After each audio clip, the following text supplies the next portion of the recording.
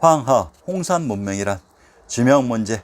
현재 한반도와 차이나에 이식된 지면들의 전체는 어떠한 한자 지명의 생선 원칙하에 만들어진 것이 아닌 역사 조작의 목적하에 또는 필요하에 무분별하게 이입된 결과 황당한 일이 벌어지고 있습니다. 한반도의 지리적인 위치와 지명이 명조선의 지리지 신증동국여지선남과 정확히 모두 불일치하고 있습니다. 차이나의 지명 이입된 지명 역시 전체가 역사적인 내용 정황과 불일치되어 있습니다. 데칼코마니 즉 한반도의 지명과 현 차이나의 지명이 모두 일치하고 있습니다. 그러면 우리의 역사 무대가 현 차이나였을까요? 한자를 배우기 위해서는 가장 필수적인 도구가 한자의 발음을 표시하는 글자입니다. 한반도는 조선시대 세종대왕이 한글을 만들었다고 합니다. 그러면 세종대왕 이전에는 무엇으로 발음을 표기해서 국민들을 가르치고 나라를 이끌었을까요? 입증해 보기 바랍니다. 한마디로 우스운 얘기입니다. 한자 발음을 표기하는 글자가 없는데 과연 소통이 되고 역사가 기록될 수 있었을까요?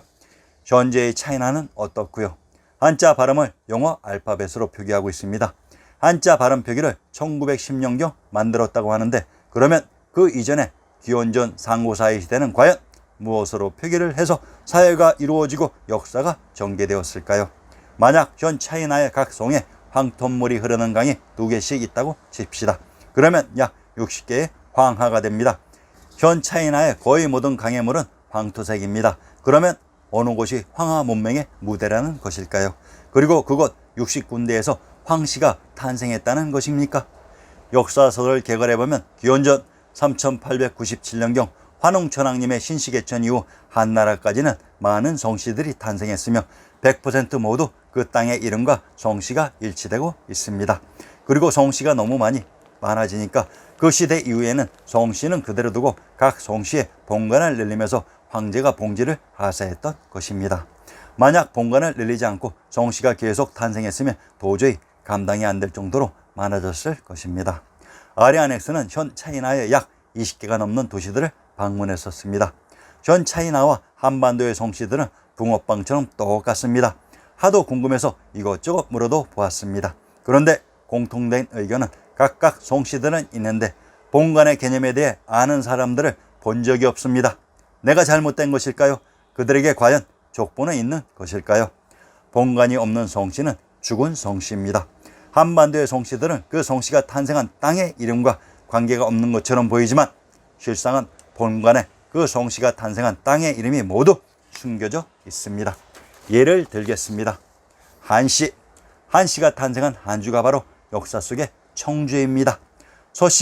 서씨가 탄생한 서주가 바로 역사 속의 경주이면서 달성입니다. 성씨가 탄생한 성주 성도가 바로 역사 속 창녕입니다. 김씨가 탄생한 곳은 김해 금주입니다.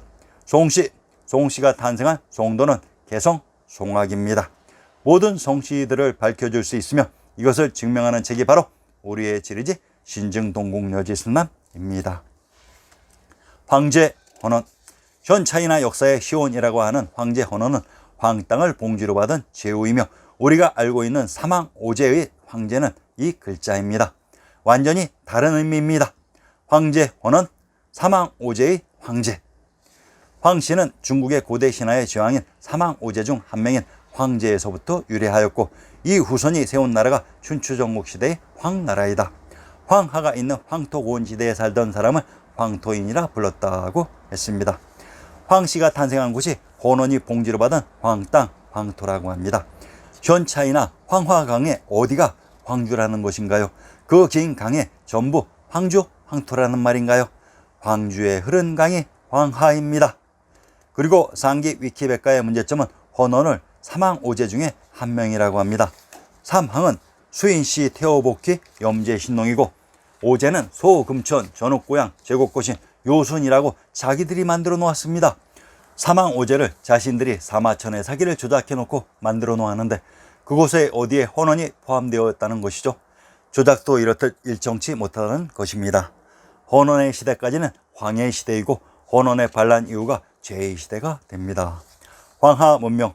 실제의 황하 문명에 있었던 곳이 천왕님과 천하의 중심 금성 천부가 있었던 우리의 역사 무대 박토, 부도, 경도인 서울이었습니다. 자, 그러면 그 정체를 밝혀봅시다.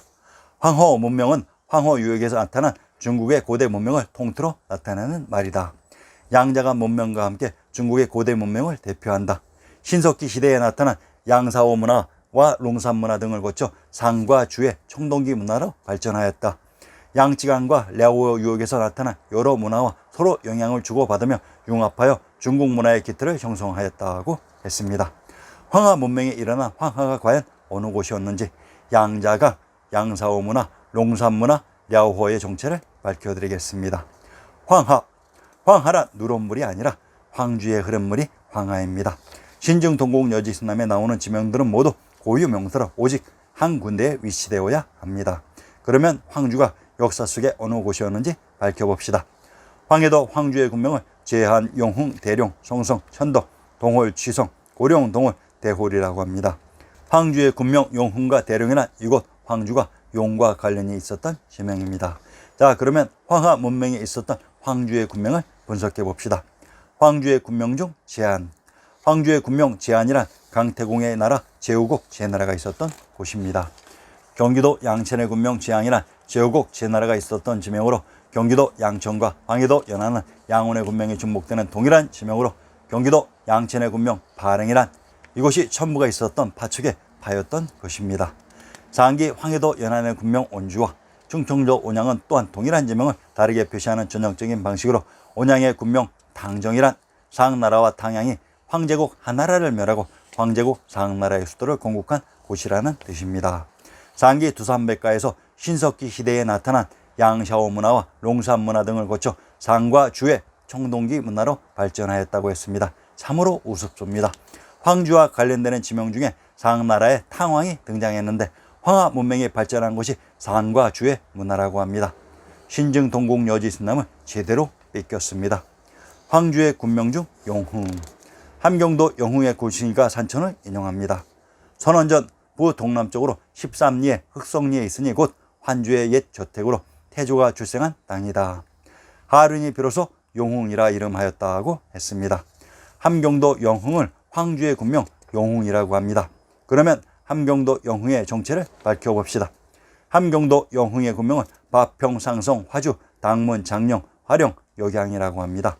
함경도 영흥의 박평과 평안도 박천의 박주는 박달인 박터입니다. 군명 쌍성이란 천부가 있었던 금성과 현황님이 계셨던 비당금제의 금성을 관할하는 총관부입니다. 상계에서 경기도 양천의 군명의 발흥으로 천부가 있었던 곳이라고 했으니 이제 현황님이 계셨던 파촉의 촉을 찾아봅시다. 함경도 영흥과 동일한 군명인 경기도 영평을 인용합니다. 경기도 영평의 군명은 동음, 양골, 영흥이라고 합니다. 영평은 또한 영주와 동일한 지명을 다르게 표시하는 방식이기도 합니다. 경상도 영천의 군명이 영주로 경기도 남양, 전라도 익산, 경상도 영천은 익주와 익양이 중복되는 동일한 지명으로 경기도 남양의 군명 당성이란 탕구르인 당님, 천황님이 계셨던 곳이라고 했습니다. 역사 속의 황주가 천부와 천황님이 계셨던 천하의 중심이었습니다. 자, 그러면 신증 동국 여지순남에서 정보를 더 찾아봅시다. 황하에 있었던 포구가 황포입니다. 경상도 고제의 산천을 인용합니다. 황포, 현 동쪽 43리 지점에 있다고 했습니다. 역사 속 경상도 고제에 가까운 곳에 황포가 있었던 것으로 경상도 고제 현의 산천과 봉수를 인용합니다. 기룡산 현 남쪽 오리 지점에 있으며 진산이다. 기룡산 봉수 남쪽으로 가라산에 응하고 서쪽으로 고성현 미륵산에 응한다고 했습니다. 이런 경상남도 고제의 진산이 기룡산이라고 합니다. 현재 대전 옆에 있는 기룡산이 어쩌다가 경상남도 고제로 이동한 것일까요? 신증 동국 여지순남 경도의 산천을 인용합니다. 남쪽에는 기룡산인데 공주에 있으며 라고 했습니다. 역사 속 공주는 경도인 서울의 촉에 있었다고 했습니다. 충청도 연산의 산천을 인용합니다. 계룡산 현 북쪽 27리에 있다. 우리 태조가 처음 즉위하였을 때 이 계룡산 남쪽으로 도읍을 옮기려고 신이 와서 순시하고 길지를 택하여 대략 그 기지를 정하고는 역사를 시작하였다가 결국 조은이 길이 멀다 하여 이를 파하였는데 지금까지도 그것을 신도라 부르고 있으며 당시 구획하였던 개울과 주출돌 등이 남아있다고 했습니다. 계룡산에 있었던 곳이 조선 태조가 처음 도읍으로 정한 곳으로 이것을 신도라고 합니다. 경상도 송주의 군명은 신안가야, 성산, 경산이라고 합니다. 신안과 신도는 동일한 지명을 다르게 표시하는 방식으로 이것을 또한 서울인 경산이라고 합니다. 경상도 송주의 불어를 인용합니다. 용흥사 고을송 부문밖에 있다고 했습니다. 용흥사란 용흥이라는 지역에 있는 사찰인 것은 지리의 기본 상식으로 황해도 황주의 군명을 용흥이라고 합니다. 무엇이 더 필요하신가요? 강원도 간성의 신증을 인용합니다. 황포 고을 남쪽 25리에 있다고 했습니다. 강원도 간성에 가까운 곳에 황포가 있었던 것으로 간성의 지명도 살펴봅시다. 경기도 수원과 강원도 간성은 수성의 군명에 중복되는 동일한 지명입니다. 황하 문명에 등장하려면 역사적인 맥락이 있어야 됩니다. 왜 그곳에서 전 세계를 대표하는 문명이 잉태되었는가에 대한 역사적인 맥락이 있어야 됩니다. 그냥 차이나의 문화재 대충 심어놓고 이곳이 무엇이다 라고 구라치면서 발굴한다고 끝나는 문제가 아닙니다. 황하란 단도직입적으로 황주에 흘렀던 하천이 황하입니다. 이곳이 신시계천의 무대 박터인 고고죽국이 있었던 곳으로, 그래서 왕부의 수장을 자청하는 인물들에게는 가장 중요한 곳으로, 그래서 역대 왕조들에게 황하의 치수는 급선무였던 것입니다. 물론 현재 차이나의 황하와 역사 속의 황하는 전혀 관계가 없습니다. 현재 차이나의 황하는 그냥 누런 물이고 역사 속의 황하는 천하의 중심 황주에 흘렀던 하천이었습니다. 양자강, 장강 또는 양자강은 티베트 고원에서 발원하여 중국 내륙을 거쳐 동중국해로 흐르는 강이다. 티베트란 터 박토라고 했습니다. 우리의 역사 속 박토가 현 티베트 고원에 지명 이입되었던 것으로 현 운남성 지역이 동이의 박토였는데 이들의 흔적을 지우고 현 티베트에다 이식한 것 같습니다. 우리의 역사 속 황주 파초기 또한 한수의 근원인 파총산이라고 했습니다. 장강이란 긴 강이 아니라 장안 한양에 흘렀던 강을 장강이라고 하는 것입니다. 장안이 바로 한양이라고 했습니다. 신증 동국 여지스남의 사방에 장강이 나오는데 그중 평양에 장강이 흘렀다고 합니다. 왜 평양에 장강이 흘렀다고 했을까요? 평양의 신증을 인용합니다. 장안성 대성상 동북쪽에 있다고 했습니다. 아하, 평양에 가까운 곳에 장안이 있었던 것으로, 그래서 장강이 흘렀던 것입니다. 한양을 또한 장강이 흘렀던 장안이라고 했습니다. 신증 동국 여지스남 구격본 한성부의 산천 중에 장근의 시에 양화도 한 물급이 겨우 지나서 용두봉 저위로 다시 올라가네. 높은 데 올라 장안길 바라보니 가는 여구름 빌려 이내 몸 싣고 돌아갈구나 하였다. 명나라 장영의 시에 높은 다락 아득하게 푸른 공중에 솟았는데 서쪽으로 장안을 바라보니 내 마음 이미 통하였다고 했습니다. 이렇듯 장안은 우리 역사의 무대였던 것입니다. 왜 장안의 지명이 한성부에서 등장했을까요? 장안이 바로 한양입니다. 용두봉이란 천황님이 계셨던 경도인 촉에 있었던 용산이기도 합니다. 역사 속에 한구 한강이 바로 장안에 흘렀던 장강이면서 양자강이었습니다. 자, 그러면 한강인 한수의 기원이 어디였는지 살펴보겠습니다. 상황소순 남경가를 인용합니다. 진나라는 황금소 만들어 족도를 열었고 한수 흐르는 물은 은하수와 통하였네. 천자행차로 성스러운 족족 남기시니 금성은 오래도록 지왕의 고을 되리라. 금우는 금으로 만든 소, 금우도를 가리키는 말로 진에서 족지방으로 들어가는 중요한 요로이다. 진나라가 있었던 곳이 함양 함흥으로 이곳이 고죽국의 전주, 풍패, 청주, 김해라고 했습니다. 한양 장안이 시작된 풍읍이라고 했습니다. 한수는 한강으로 섬서성, 영강현, 파총산에서 발원하여 호북성 서북지방을 지나 항구를 경유하여 장안으로 흘러 들어간다. 원학원 현지 흥원부편의 기록에 의하면 파총산은 금우현 동쪽 28리 떨어진 곳에 있다고 했습니다. 장기의 내용은 한강이 경도인 서울의 파척인 파총산에서 발원하여 동정호의 북부를 지나 한양을 경유하여 장안으로 흘러간다가 정확한 표현으로 금우현이란 한양 장안이 시작된 풍읍인 전주 동쪽 28리 지점에 역사 속 파척이 있었다는 얘기입니다. 그곳이 황하 문명의 중심지라고 했습니다. 양샤오 문화, 중국 신석기 시대의 채도 문화, 1921년 스웨덴의 지질학자 안데르손이 허남성 맨치언 양샤오에서 채도를 발견한 이후로 채도로 대표되는 화북지대의 신석기 문화를 양사오 문화 또는 채도 문화라고 합니다. 앙소 문화가 발견되었다는 하남성의 지명만 살펴봅시다. 경상도 하동의 군명을 하남청하라고 합니다. 경상도 하동의 군명이 하남으로 상기는 청하와 양양, 익주, 익현의 군명이 중복되는 동일한 지명으로 전라도 광산의 군명이 무주입니다. 한나라 상나라에서 본 지명들입니다. 전라도 광산의 군명 무주에 있었던 능침이 무릉으로 경상도 칠원현의 군명을 무릉 귀성이라고 합니다. 귀성이란 금성천부의 소성, 왕부의 중심, 국내성이라고 했습니다. 황하 문명에 있었다는 파촉의 파지역이었습니다. 용산 문화, 용산인 용산 문화란 용땅에 있었던 문화입니다. 황하 문명에 있었던 황주의 군명을 다시 인용합니다. 황해도 황주의 군명을 용흥 대룡이라고 합니다. 황주의 군명 용흥과 대룡이란 이곳 황주가 용과 관련이 있었던 지명입니다. 참으로 신기하죠. 어떻게 두산백가의 황하 문명과 관련된 모든 지명들이 신증 동국여지스남 황해도 황주에 등장하는 것일까요? 요호 문화, 요호, 요양에 있었던 하천이 요하입니다. 평안도 덕천과 용원의 군명이 요원으로 요 지역은 천하의 중심 금성천부가 있었던 지역이라고 했습니다. 참으로 역사 조작이 공색합니다. 우리 역사 속 파촉의 황주만 들여다보아도 전 차이나 역사라고 조작한 황하 문명이 그대로 속사를 드러내게 되는 것입니다. 홍산 문명, 중국 내몽골 자치구 적봉시에 위치한 홍산을 중심으로 한은 후기 신석기 시대 문화를 가리킨다. 1935년 홍산후 유적의 발견으로부터 시작되었으며 홍산 문화로 계층되었다. 그 범위는 내몽골 자치구의 초원, 요호강 서쪽, 발에 연한 화북평원에 달하며 신란물 룽강, 다린강, 샤오링호 일대인 쯔퐁, 젠핑, 차오양 등에 집중되어 있다.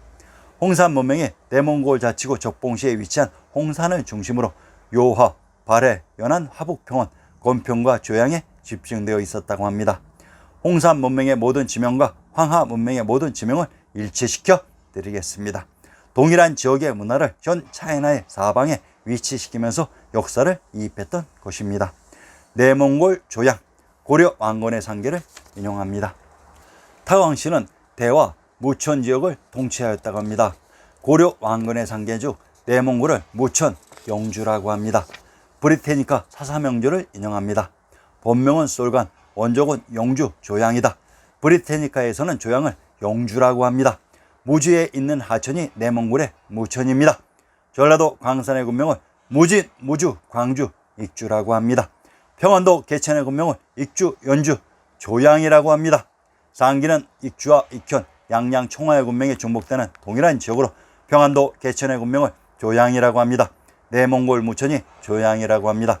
왜 하하 송씨 통서와 브리테니카와 신증 동국 여지스남이 이렇듯 일치되는 것일까요?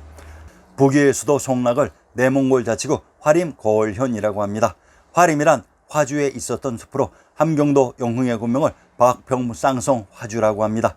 황하 문명에 나왔던 황주와 동일한 제명의 영흥으로 박터였습니다.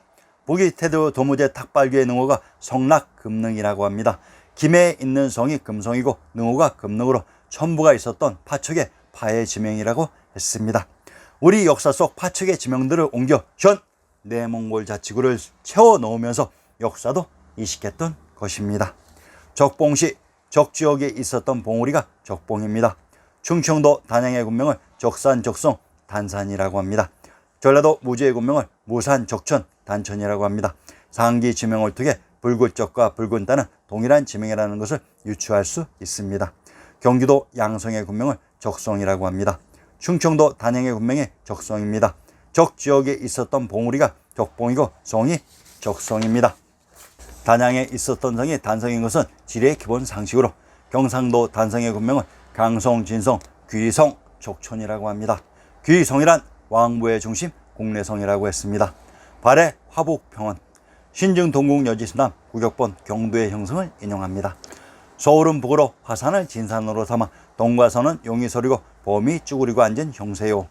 남쪽은 한강으로서 금대를 삼았으며 멀리 왼쪽으로는 대관령을 당기고 오른쪽에는 발해를 두루 그 형세의 훌륭하기는 동방의 어뜸으로 진실로 산하니 백이의 땅이다 라고 했습니다.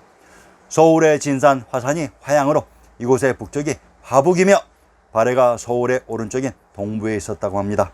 그러면 현 동북 삼성에 있다고 하는 발해는 무엇일까요? 하복 발해가 세트로 등장했습니다. 현 차이나의 황하, 홍산 문명은 우리의 지명을 이입하면서 역사도 동시에 이입한 것입니다. 다음 회에서는 황제국 주나라의 수도가 있었다는 호경, 즉 우리 역사 속의 평양의 전체를 관서 별공을 통해 밝혀드리겠습니다. 많은 구독 부탁드립니다. 감사합니다.